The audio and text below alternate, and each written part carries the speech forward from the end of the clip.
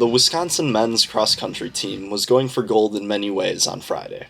They ran in the Big Ten Championships on the orange and blue golf course in Urbana-Champaign. As the gun fired, the Badgers went for their 7th straight conference title, and did just that. It was the man they called Big Ten Bob who paced the pack. Bob Liking was a 3-time Big Ten individual champion. After separating at the 5K mark, he tacked on one more to be the only Badger ever to win 4 individual championships.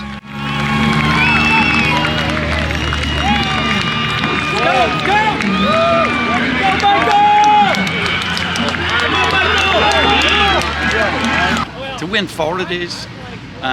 When you look at the 3 other guys that have done that, he's in. That's rare company. 5 runners finished in the top 20 to lead Wisconsin to a 7th straight Big Ten team title.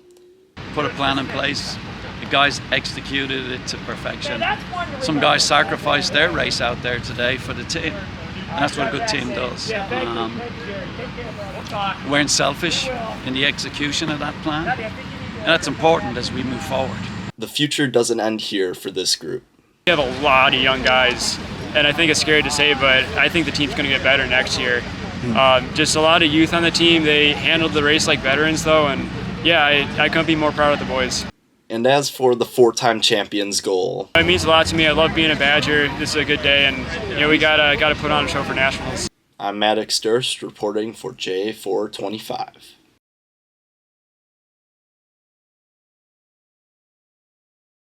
A lot of clubs are just resume builders, but this club builds your resume and you get to, work on a project. It's another Tuesday night in the basement of the Engineering Centers building.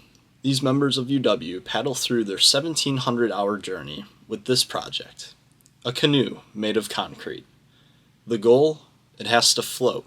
Today is one of the many early steps in the process. So our first step right now is making the wood mold. We're just about done with it. We make the wood mold, and then on top of that we will put plaster. And after that we'll flip the wood mold over, take the wood out so it's just the plaster. There's a nice smooth inside for the plaster. And then we'll take the concrete and then place it inside that, and then chisel away the plaster, and then we'll have the final product, which will sand, put new layers of concrete on, and continue to sand, detail it, and paint.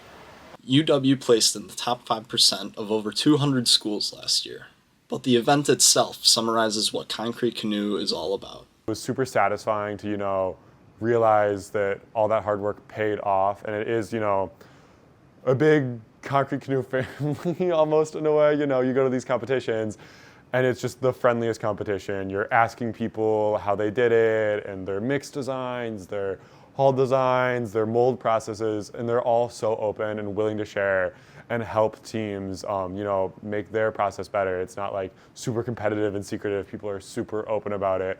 And it's really cool to get those advice from the teams that are better than us.